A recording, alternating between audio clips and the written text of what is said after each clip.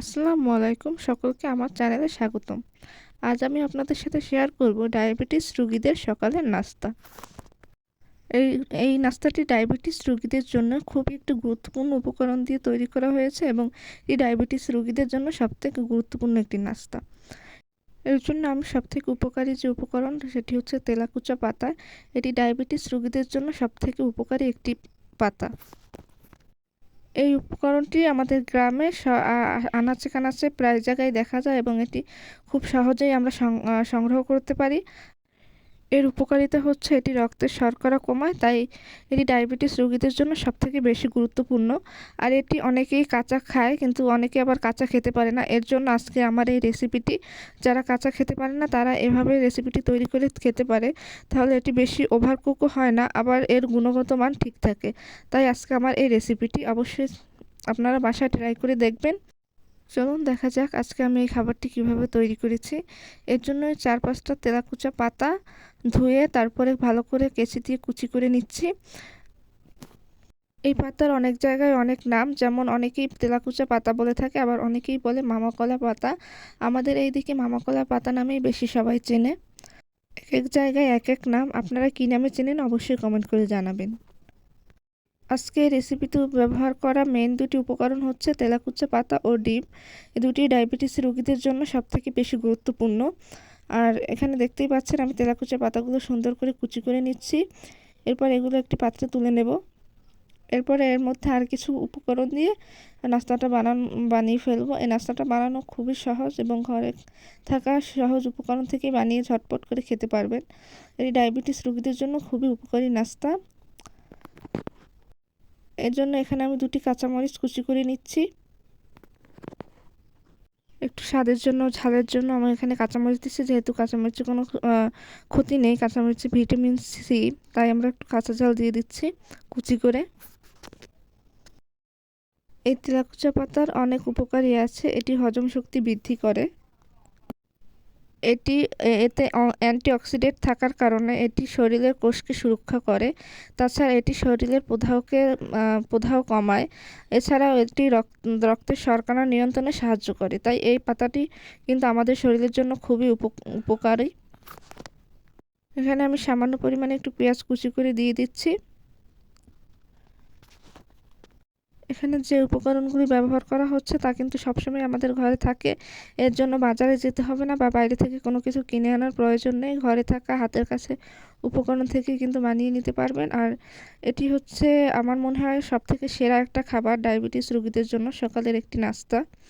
এটি আপনারা অবশ্যই, যাদের ডায়াবেটিস আছে তারা ট্রাই করতে পারেন।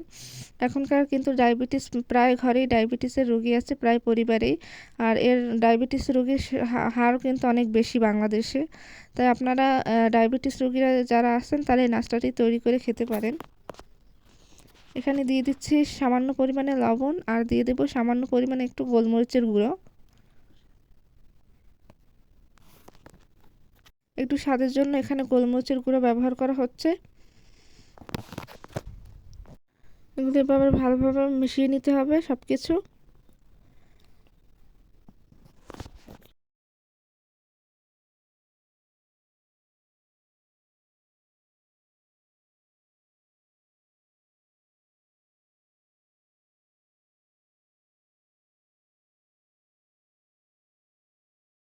সবকিছু ভালোভাবে মেশানো হয়ে গেলে একটি ডিম ফাটিয়ে নিচ্ছি এবং ডিমের সাদা অংশটা আমি এর মধ্যে ব্যবহার করব, আর কুসুমটা আমরা ভাজার সময় ব্যবহার করব। যদি কারো হাই প্রেশার থাকে তাহলে আপনারা কুসুমটা ছাড়াই খেতে পারেন। তাহলে এই হাই প্রেশারের রোগীদের জন্য এটি সুবিধা হবে। দেখতেই পাচ্ছেন ডিমের সাদা অংশটা এর মধ্যে মিশিয়ে নিচ্ছি। ডিমের সাদা অংশটা এর মধ্যে ভালো করে মিক্স করে নিতে হবে। আর ডিমের কুসুমটি আলাদা করে রেখে দিচ্ছি, এটি ভাজার সময় ব্যবহার করা হবে।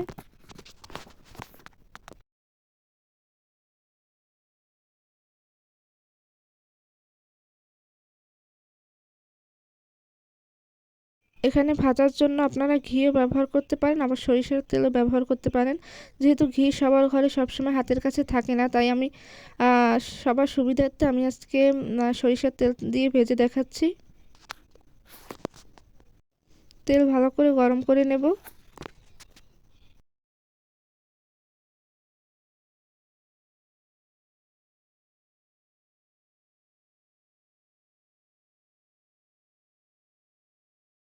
তেল ভালোভাবে গরম হয়ে গেলে এর মধ্যে মিক্স করা উপকরণগুলো দিয়ে দেব ভালোভাবে। দেখতেই পাচ্ছেন কিভাবে আমি দিয়ে দিচ্ছি, আপনারা ওইভাবে তৈরি করবেন।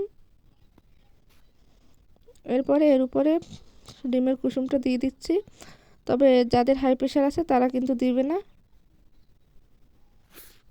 এবার আমি ডিমের কুসুমটা সিদ্ধ করার জন্য হালকা একটু উল্টে দিচ্ছি। যারা কাঁচা কাঁচা ডিমের কুসুম খেতে পারে তাদের না উল্টালেও হবে, আর যারা কাঁচা কাঁচা ডিমের কুসুম খেতে পারে না তারা একটু উল্টে দিলেই হবে। এবার আমি এটি তুলে নিচ্ছি। আমাদের নাস্তা কিন্তু রেডি।